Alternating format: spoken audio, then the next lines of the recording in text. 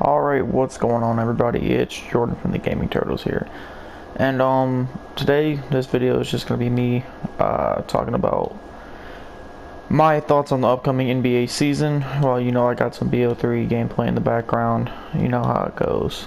But yeah, essentially gonna be talking about the upcoming NBA season, who my favorite team is, who I think is going to make it, who I think is going to be at the bottom of the tier list in terms of East and West teams.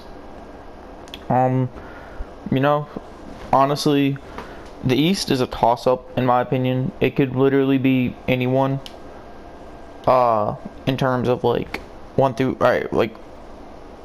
5, I feel like are secured because you got the Bucks, who you got the MVP Giannis on that team. They're gonna make the playoffs. I mean, whether or not they're 1 through 5, I'm not sure, but they're going to make it. They got Giannis and they got Chris Middleton. Chris Middleton obviously just signed a massive extension. A lot of people don't think he deserved, but I personally think he does. I think he's gonna play great on that extension. A lot of people think that was the worst extension possible, but honestly, I feel like Chris Middleton is an all-star, and I feel like he's going to be great for the Bucks next season, and I think he's worth the max.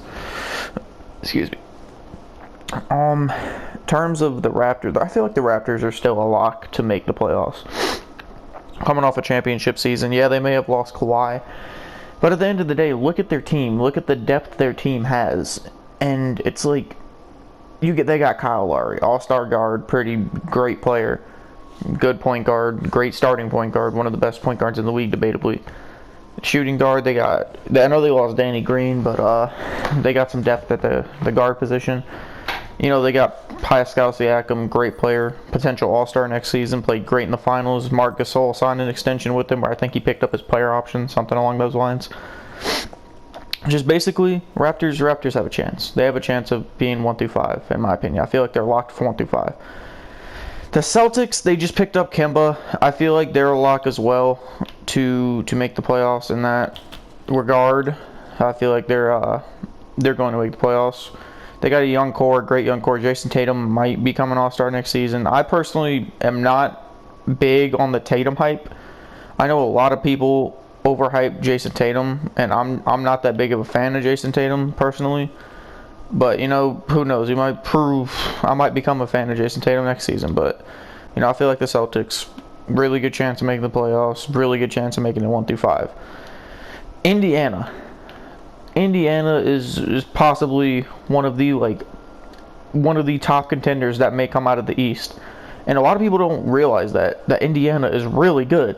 Of course, they got Oladipo, but not only do they have Oladipo, they got Sabonis, Miles Turner. That's a big three as is. If Sabonis can develop a defensive player, or at least a top power forward in the league, he's got the assets to be a great power forward. He's got the length to be a good defender. He just hasn't developed it yet. And honestly, I can see the Pacers maybe even picking up first seed next year if they're really good. Who else? Who else is in the East? Brooklyn, I don't feel like is a lock for 1 through 5 because obviously KD, he did go down with an injury, sadly, in the finals last year, tore his Achilles. Speedy recovery to him, hopefully. But when he gets back, they'll definitely be a lock. But as of right now, I personally don't feel like Kyrie can lead a team to a top 5. Not the team that the Nets have after losing D'Lo. That's just me personally. That's in my opinion, considering who they have. Shite. The rest of I feel like I'm forgetting like a really, really notable East team that I shouldn't be forgetting. Next, no. The Nets, yeah, Celtics, Raptors. I think that's it. This is for the notable teams. I think that's it. Yeah, I think that's it. But essentially anything below the 5th seed is up for grabs in my opinion. I feel like literally any team in the East could grab it.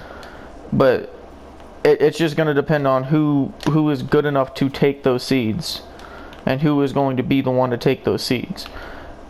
I could see the Magic grabbing another 7th seed, honestly. Maybe 8th, maybe 7th. They're a decent team. They just re-signed their big man. Nick Vucevic is a really good player, one of the best centers in the league, just coming off his best season ever. I mean, it wouldn't. We've seen more surprising things than the Magic making the playoffs next season. My favorite story and my favorite team. Yeah, I know. I'm gonna wait for all the ridiculing comments on the video. Yeah, I'm a Knicks fan, so take that in. Yeah. We did not have the best offseason, obviously. We were thinking, oh, we're going to get Zion. Like, I wanted Zion, I really did, but RJ Barrett, he's still one of my favorite players in this draft. Would not be surprised if he became a top player out of this draft. Really excited to see him play. But honestly, I'm excited for the pickup of Julius Randle. I love Julius Randle. I love his game. He's a great player. He's a great offensive player.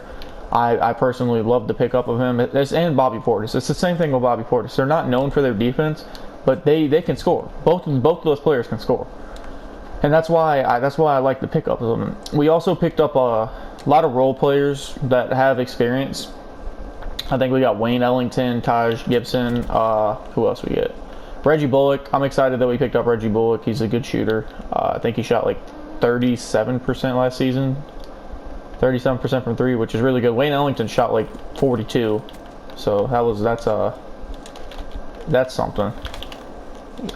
But yeah, honestly, the East is a toss-up. I hope that the Knicks somehow pull out and make the playoffs next season, but you know, probably not. It probably won't happen, but I'm excited. I'm excited for our season next season. All right, the West is a lot harder to judge.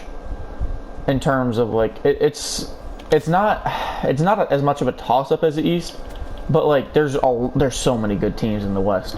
Like I feel like a lock is 1 through 6. I feel like, of course, the Warriors are gonna make the playoffs. Steph's gonna be carrying half the season, but come on, like they're the Warriors, man. They just picked up D'Angelo Russell. There's no way that they're not making the playoffs. Like I'm gonna tell you right now, there's no way. So of course, Warriors are gonna make it. They got Houston out there. Houston just traded away CP3. You got Russell. It all depends on whether or not that works. I'm going to call this right now. I don't think that's going to work. You put the most ball dominant players in the league on the same team. It doesn't seem like it's going to work. That's just me personally. Who else?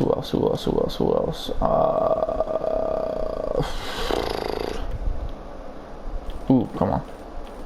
Who else is in the West? Oh, of course, I forgot the LA duo.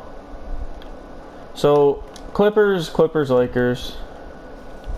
That's going to be an interesting rivalry coming up. You know, I heard there was a lot of beef regarding the Staples Center and the Lakers, or the Clippers covering up the Lakers banners. But it's really interesting to sit and think about.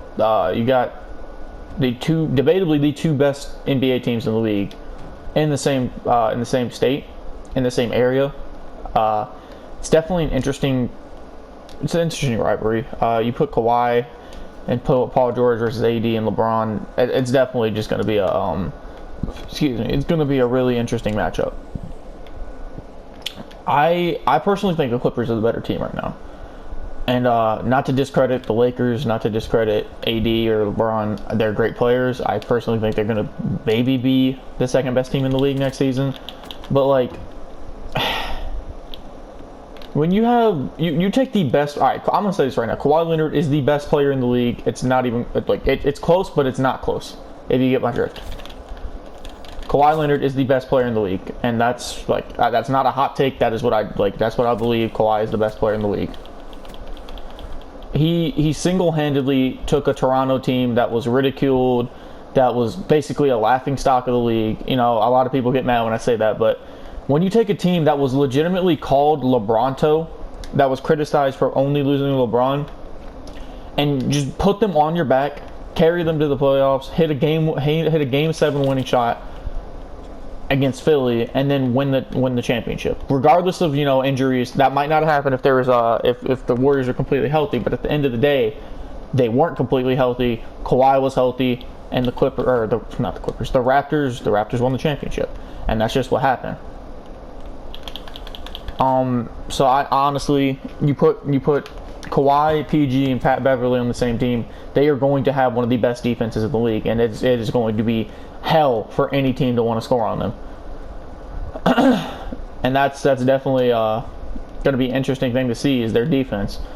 Another dark horse team that I really want to see play is New Orleans. New Orleans picked up, debatably, one of the best possible outcomes for AD.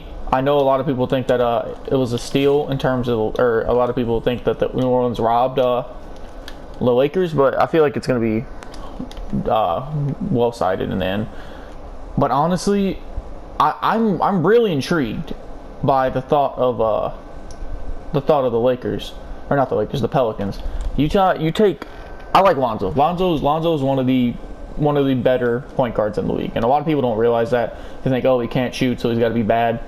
Lonzo's good. He's debatably one of the best defensive point guards in the league. If you've ever watched clips of Lonzo, you ever watched a game where Lonzo was playing, his defensive ability is basically unmatched in terms of his ability to move around the court and get to wherever he needs to be to defend. There's a clip of him defending all 5 players on the floor in one possession. Like, do you know how good on defense you have to be to do that? His awareness and his ability to defend whoever is on him is ridiculous. It's honestly one of my favorite things about Lonzo, and I'm really excited to watch him play in the next season. Obviously, they got Zion, they got Drew Holiday. Their defensive backcourt or front court is going to be ridiculous, and I'm really excited for them. Really excited for New Orleans. I got a friend who's a New Orleans fan. Pretty excited to watch them play. They're one of the dark horse candidates. Really, just the upcoming season is just it's going to be full of surprises, and I'm really excited for it. I obviously didn't do that well in this game, but I've been talking the whole time. But yeah, guys, let me know what you think.